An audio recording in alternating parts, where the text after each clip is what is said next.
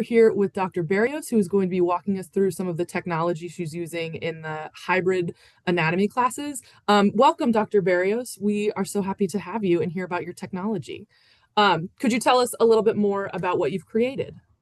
Hi, thank you for the introduction. Again, my name is Reivian Berrios Barillas, and I'm really happy to be here and to talk to you guys about some of the things I've done at Pitt. What prompted you to want to make or create these? Like, what was the first idea?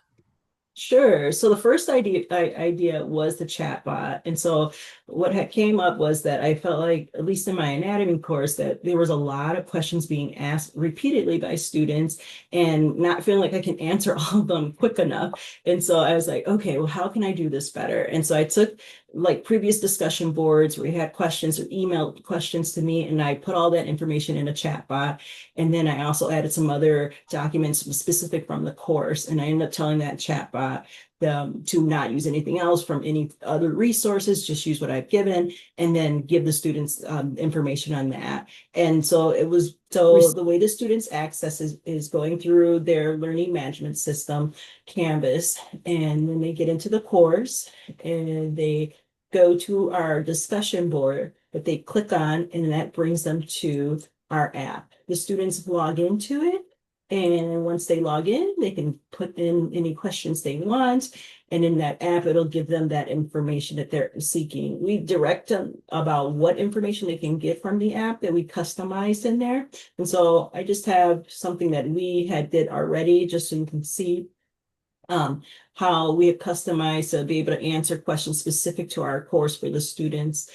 We also, what's nice about our app is created so the instructor can get background information about what's being asked in the app. I won't share that just because it is running for a current class and we want to protect that student's identity or the student's identity, but it does give the instructor the ability to see what's being asked and redirecting that question again in the class if other students will have it, or answering it for the student privately if the chatbot didn't answer it the way we would have wanted it to. And so that's one of the first things that we have created for the course. And so this is our chatbot that we created for the class, and what we're looking at is seeing if we can get it to tell us where a specific muscle is.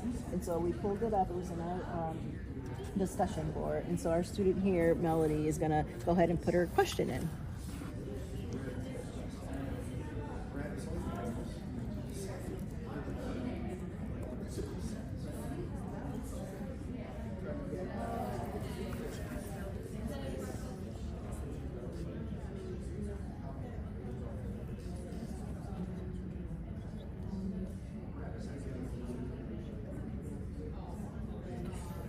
Since it told us the hand and foot, we're going to just do the hand since we're in this position now.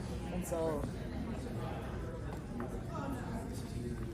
so now I'm just going to find the tendons. So please touch your fingers like this. And this is where I can find where it starts. And then first and second, it goes here. So just pop in. Exactly right.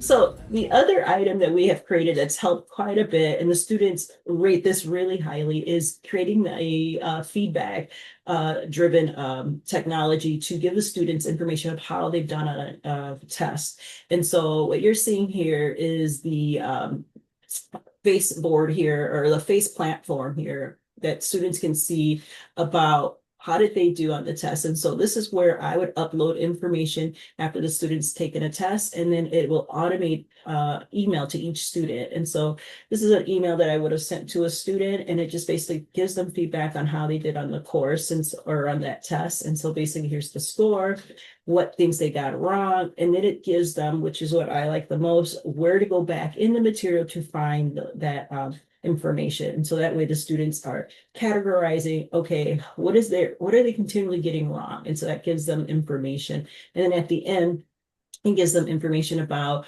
where should they focus their most efforts at. The other piece that we've added also into this is also giving them a predicted final grade. So they know, okay, if I've taken this exam, and we don't have to give it all the time, but if they've taken this exam, where does their grade fall in compared to others that have taken that exam in the past, to give them information about how they will do in the future. And obviously they can change the grade, but that helps them understand, are they on track to do well? And so again, this is probably the thing that's well received by students and faculty that have used it.